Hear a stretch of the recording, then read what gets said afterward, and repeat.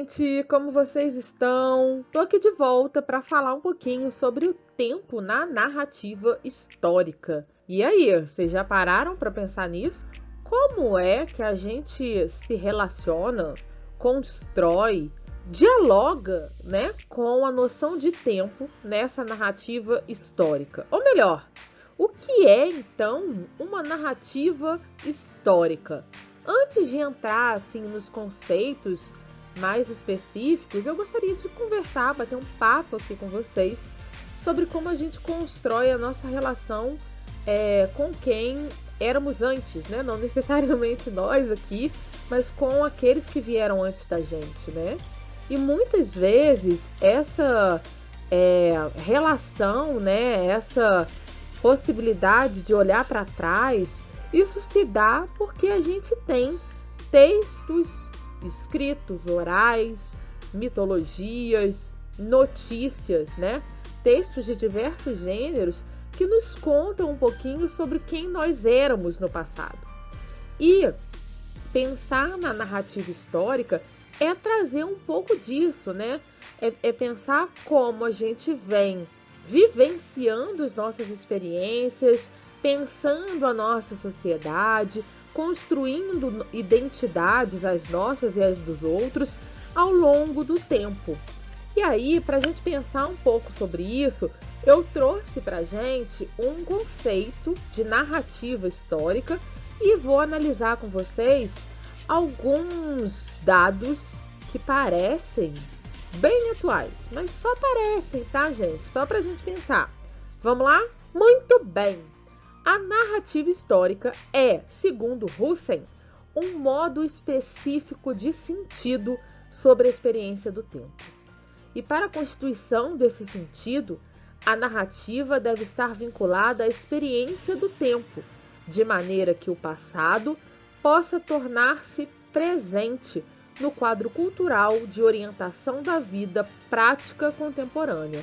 Então, gente, é dar sentido à experiência do tempo, é olhar para aquilo que nós fomos no passado e compreender, né, esse processo de tempo e espaço, entendendo o porquê das motivações de determinado acontecimento no passado e compreendendo como isso se constrói hoje no presente, né? Então é a gente poder olhar para questões da sociedade e entender que lá atrás a gente agiu de determinado modo, né, muito em função de como uma sociedade era concebida e como práticas e ações sociais eram concebidos em determinada época. Então é bacana compreender a narrativa histórica porque a gente passa a entender aspectos de cultura, aspectos de identidade, né? E aí quando eu tô falando de identidade, eu tô falando de noções de gênero, né? Pensando quem era a mulher e o que ela podia fazer no passado, questões raciais que vem sendo trabalhada e discutida e ampliada muito em função do que como nós vivíamos antes e como nós temos que reparar aí um passado histórico de sofrimento, muitas vezes. Então, gente, a narrativa histórica nos ajuda a dar sentido às nossas experiências temporais. Olhem que bacana. E aí, para melhorar essa conversa aqui, vou mostrar para vocês uma notícia de 1918. Vocês querem ver? Vamos lá? Olhem só, galera. Rio de Janeiro, terça-feira, 15 de outubro de 1918. Vocês sabem o que aconteceu em 1918? O jornal Gazeta de Notícias traz aí na sua primeira capa a seguinte manchete: o Rio é um vasto hospital. A invasão da influenza espanhola. O povo sofre os horrores da exploração. Não há médicos, não há remédios. Embora muito triste, né, a notícia, não é sobre esse caráter do sofrimento da população que eu quero trazer. Eu quero mostrar para vocês como uma narrativa histórica, né, retratada por meio de uma notícia, pode nos fazer compreender como nós já vivenciamos situações no passado e como nós muitas vezes reproduzimos os nossos erros do passado, tanto em nível individual como no nível da política pública, né, do contexto maior. E aí a gente percebe como a mídia, lá em 1918, estava retratando a gripe espanhola, né, a influenza espanhola. Foi uma doença que matou milhares de pessoas no mundo, milhares de pessoas no Brasil e milhões de pessoas no mundo. Também tem uma similaridade com o momento que a gente está vivendo hoje. Então vejam só como o jornal lá de 1918 está trazendo para a gente esse retrato aí, né, essa fotografia. Obviamente que é um pedaço da história, né? Porque a gente nunca tem acesso a uma narrativa completa, a não ser que a gente esteja vivendo ela, né? A gente está sempre olhando a partir de um ponto de vista, a partir da nossa subjetividade, mas a gente percebe esse retrato aqui, né? Esse recorte, que é um recorte que é contado pela mídia, mas que é um recorte que ainda nos diz de um funcionamento do Brasil, do Rio de Janeiro, da saúde pública brasileira, muito, muito próximo ao que a gente está vivendo hoje. Olhem só, vamos para a próxima.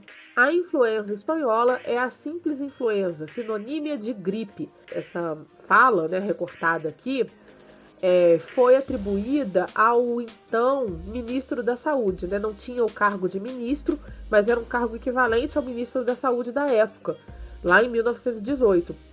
E aí, gente, eu coloquei aqui a frase, né? Um pouco de passado no nosso presente, para a gente pensar, né? Que olhar para essa notícia que retrata para a gente um acontecimento real do passado e perceber, dar sentido à nossa experiência presente. Perceber como essas narrativas distorcidas, pouco preocupadas com a população, elas já vêm sendo desenvolvidas e sendo enunciadas aí ao longo dos séculos, né? E a gente ainda escolhe representantes e escolhe pessoas que ocupam espaços de poder e que influenciam a vida da sociedade da mesma forma. Então eu tô querendo dizer que a narrativa histórica nos ajuda a compreender essa trajetória social, né, que vem sendo construída ao longo do tempo. E aí, mais uma manchete, né, mais um recorte do jornal lá de 1918, dizendo o seguinte: o isolamento, tão eficaz em geral em todas as doenças contagiosas, é irrealizável na gripe epidêmica, a menos que se interrompam por tempo longo todas as relações sociais e todos os contatos dali oriundos. Olhem só o dilema, né, do isolamento social. É necessário para a contenção da epidemia, mas que traz as implicações de como a própria palavra traz, né, de romper, de isolar e romper essas relações sociais. E isso era um problema, né? Hoje em dia, a gente, para além das questões dos relacionamentos sociais, muito em função da tecnologia, né, que de algum modo contempla a possibilidade da gente poder estar com o outro à distância. Antigamente, lá em 1918, não tinha isso. Hoje em dia a gente traz um caráter econômico, né? A nossa narrativa hoje, talvez, seria, pela mídia, né, como a gente tem visto, seria muito em função não só das relações sociais rompidas, mas também pelo caráter econômico, como a gente tem visto aí. Então vejam só que interessante, né? Comparar e perceber por meio dessa narrativa histórica como nós éramos e como nós construímos o presente a partir daquilo que nós já vivenciamos no passado. Então, acho muito bacana poder mostrar para vocês esse exercício de análise por meio de narrativas históricas para a gente compreender a nossa vida em sociedade. Espero que vocês tenham gostado desse vídeo.